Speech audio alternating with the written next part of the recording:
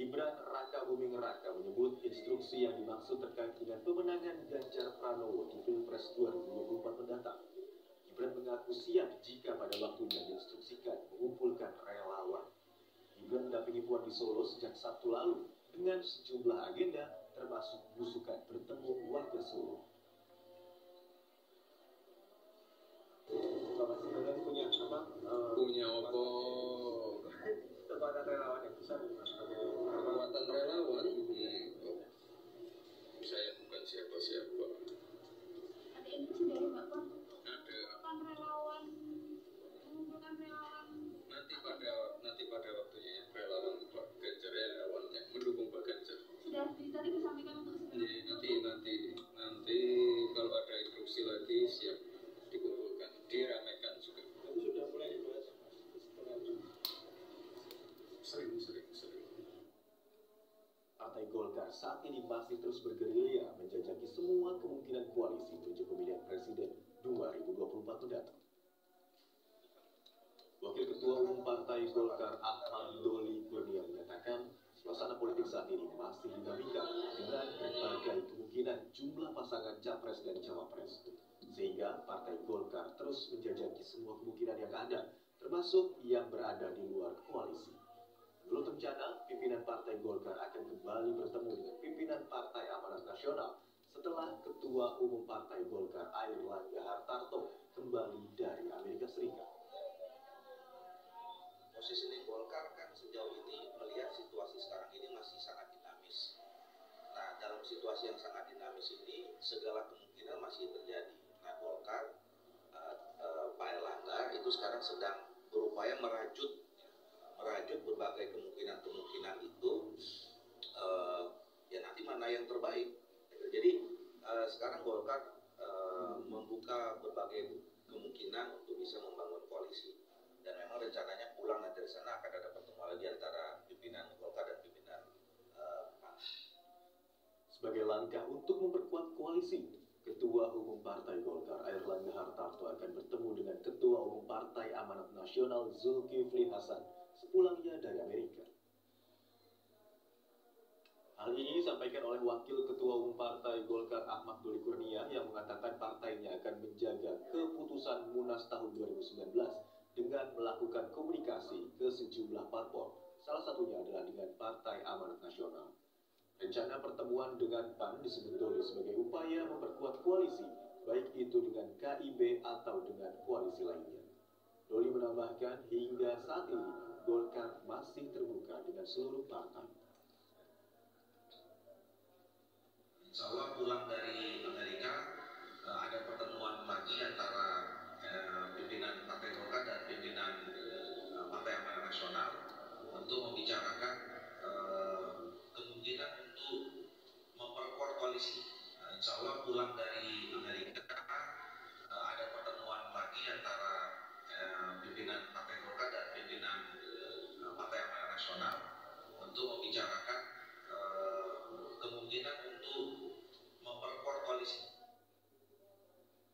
Peneliti ilmu politik Harvard University Seth Soderberg memprediksi Partai Amanat Nasional mampu lampaui ambang batas pemilihan parlemen pada pemilu tahun 2024. Peneliti ilmu politik Harvard University Seth Soderberg menilai bahwa peluang PAN lolos ambang batas parlemen dapat dilihat dari tren dua periode pemilu sebelumnya.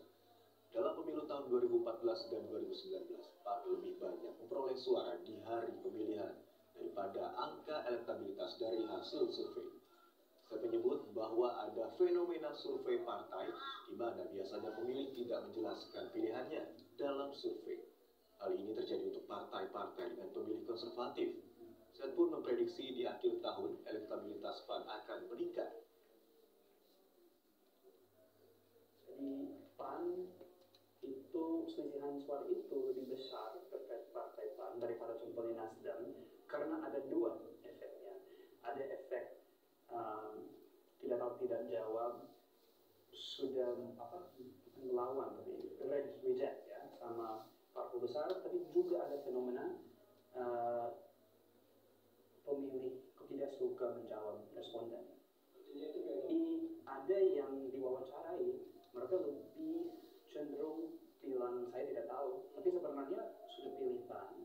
tapi juga ada masalah banyak pemilih PAN tidak masuk sampel karena tinggal di tempat yang sulit diakses oleh surveyor.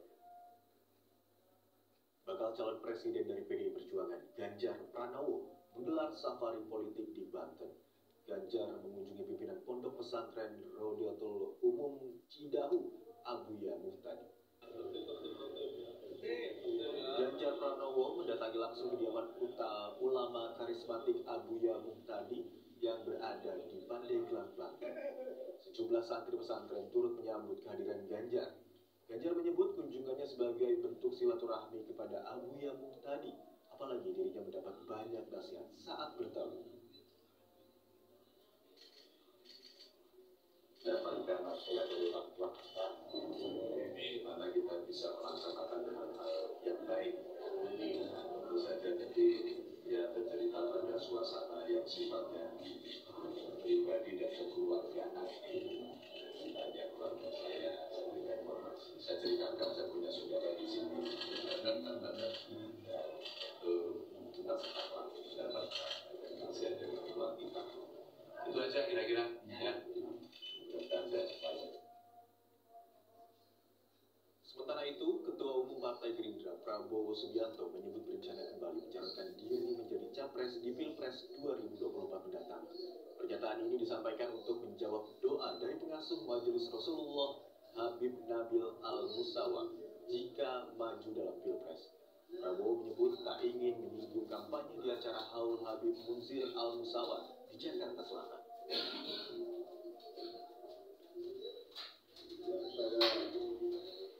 Tidak mau menyinggung, sebetulnya ini acara haul dari dulu yang menyinggung ya. Saya tidak menyinggung, nanti dibilang belum apa-apa sudah kampanye ya. Tidak, saya tidak mau menyinggung. Tapi kalau saya ditanya apa Pak Prabowo nyapres atau tidak, insya Allah kalau yang Maha Kuasa mengizinkan, insya Allah saya akan nyapres. Tapi saya terima taruhan itu, benar. Menteri Pertahanan Prabowo Subianto memuji kinerja pemerintahan Presiden Joko Widodo di tengah dampak ekonomi global. Hal ini diungkap Prabowo saat menghadiri sambutan di kegiatan Haul Habib Munzir Al-Musawa di Pancoran kemarin. Prabowo Subianto mengatakan perang Rusia-Ukraina dirasakan banyak negara karena berdampak pada naiknya harga pangan dan BBM. Namun Prabowo menyebut Indonesia masih bisa mengatasi ekonomi akibat dampak perang Rusia-Ukraina termasuk pandemi COVID-19. Prabowo menyebut hal itu karena kepemimpinan Presiden Joko Widodo. Seluruh dunia sekarang menghadapi keadaan yang tegang. Di Eropa saja terjadi perang yang maha dahsyat. Perang sudah berjalan lebih dari 1 tahun antara Ukraina dan Rusia. Kita patut bersyukur bahwa Indonesia masih tenang, masih bisa mengatasi ekonomi, mengatasi COVID, dan ini karena keyakinan kami adalah karena pemerintah kita di bawah kepemimpinan Presiden Joko Widodo mampu bersama rakyat, bersama semua komponen rakyat, kita mampu bekerja sama. Lembaga Saiful Mujani Research and Consulting atau SMRC merilis survei elektabilitas para bakal calon presiden. Elektabilitas Ganjar Pranowo, Prabowo Subianto, dan Anies Baswedan masih berada di posisi 3 teratas dengan persaingan ketat posisi Ganjar Pranowo dan Prabowo Subianto. Hasil survei SMRC Mei 2023, tingkat elektabilitas bakal capres Ganjar Pranowo meraih elektabilitas tertinggi di angka 36,9%. Prabowo Subianto di angka 32,8%, sementara elektabilitas Anies Baswedan berada di angka 20,1%. Meski Ganjar berada di posisi teratas, SMRC menyatakan tren elektabilitas para bakal capres masih bersaing ketat. Selama bulan April itu kira-kira Prabowo sedikit lah di atas Ganjar. Kemudian pada bulan Mei Ganjar sedikit gitu ya, secara absolut di atas Pak Prabowo. Jadi ketat sekali, saling salib gitu ya, saling menyalip antara dua calon ini. Sementara kalau Anies memang dia sudah beberapa bulan itu di bawah elektabilitas Ganjar dan Prabowo.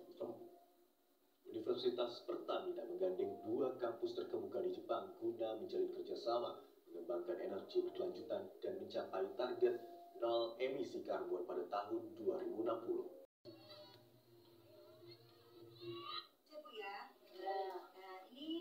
Sementara itu di Tuban, Jawa Timur, para pendukung Ganjar yang tergabung dalam Kuartet Indonesia mengadakan demo memasak dan membagikan resep masakan hidangan Nusantara kepada warga Kedung Jambang, Kecamatan Bangilan, Jawa Timur. Kuartet memberikan resep jajanan hidangan yang memanfaatkan rekomendasi dari jagung manis yang dijadikan puding jagung dan serabi manis. Santapan nikmat ini kerap kali dijual warung Tegal pada umumnya.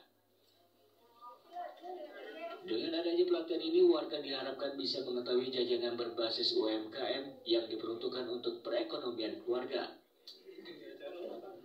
Dan itu dengan adanya kegiatan positif ini, masyarakat Tuban diharap ikut serta mendukung Ganjar menjadi presiden 2024 nanti. Dari Tuban dan Ponorogo, Jawa Timur, Hartono Ranggalawe dan Ari Sutikno, TV One mengabarkan. 2024